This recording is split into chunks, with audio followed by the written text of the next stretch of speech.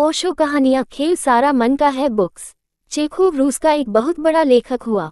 उसने अपने संस्मरणों के आधार पर एक कहानी लिखी।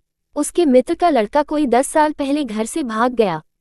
मित्र धनी था, लेकिन जैसे अक्सर धनी होते हैं, महाकृपण था और लड़के को बाप के साथ रास न पड़ी, तो लड़का घर छोड़कर भाग गया। एक ही लड़का था। जब भागा था तब तो बाप में अकड़ थी, लेकिन धीरे धीरे अकड़ कम हुई। मौत करीब आने लगी। 10 साल बीत गए। लड़के के लौटने की कोई आसार न मालूम पड़े। खोजने वाले भेजे। थोड़ा झुका बाप, क्योंकि वही तो मालिक है सारी संपदा का, और मौत कभी भी घट सकती है।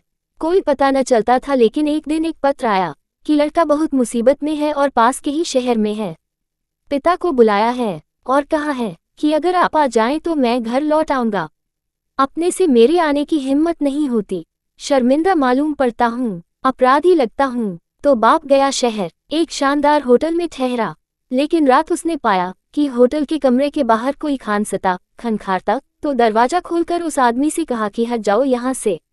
सोने दोगे या नहीं? लेकिन रात सर्द और बर्फ पड़ रही है और वह आदमी जाने को राजी नहीं है। तो उसने धक्के देकर उसे बरामदे के बाहर कर दिया। फिर जाकर वह आराम से सो गया। सुबह होटल के बाहर मैदान में भीड़ लगी पाई।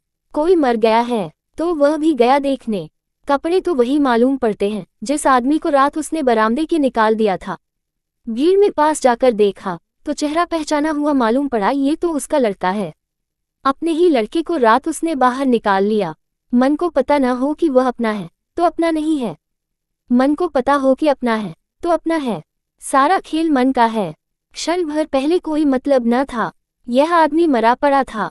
भीड़ लग गई थी, लेकिन क्षण भर बाद अब बाप छाती पीट कर रो रहा है कि मेरा लड़का मर गया है और अब ये पीड़ा जीवन भर रहेगी क्योंकि मैंने ही मारा।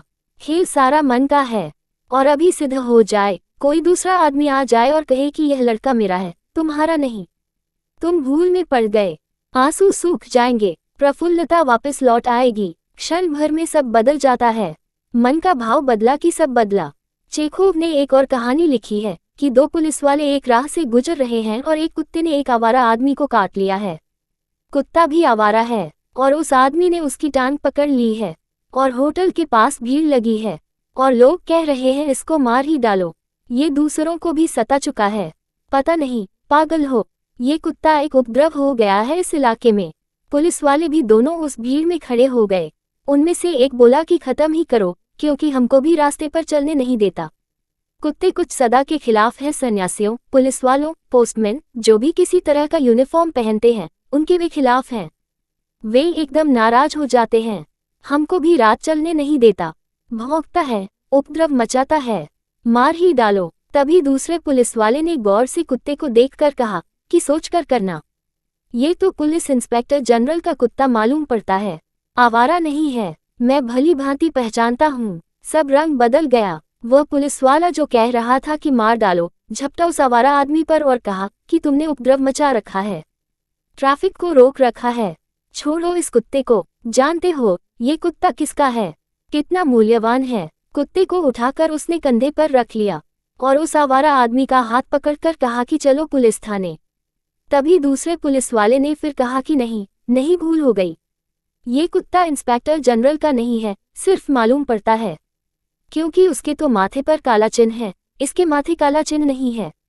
कुत्ता फेंक दिया। उस पुलिस वाले ने नीचे और कहा कि कहाँ का आवारा कुत्ता, और मैंने उठा लिया उसको और उस आदमी से कहा कि पकड़ उसको, खत्म कर इसको। उस आदमी ने फिर उस कुत्ते को उठा लिया, उसकी टांग पकड़ ली और पछाड़ने जा ही रहा है जमीन पर कि दूसरे पुलिस वाले ने फिर कहा कि नहीं, संदेह होता है कि हो न हो, कुत्ता तो वही है क्योंकि बिल्कुल वैसे ही मालूम हो रहा है। फिर बात बदल गई। फिर दोनों झपट पड़े उस आदमी पर कि तुझे लाख दफे कहा कि यहाँ पर उपद्रव मत कर, छोड़ इस कुत्ते को। फिर कुत्ता कंधे पर है। ऐसी वह कहानी चलती है, वह कई दफा बदलती है और सारी जिंदगी ऐसी कहानी है। मेरा तो सब बदल जाता है, तेरा सब बदल जाता है और जगत वही का वही है। न आकाश तुम्हारा है, न तारे तुम्हारे हैं, न नदी पहाड़ तुम्हारे हैं, न व्यक्ति तुम्हारे हैं। भला तुमसे पैदा हुए हों तो भी तुम्हारे नहीं हैं। न कोई अपना है, न कोई पराया है। अगर सब हैं तो परमात्मा के हैं, अगर सब में कोई है तो परमात्मा है।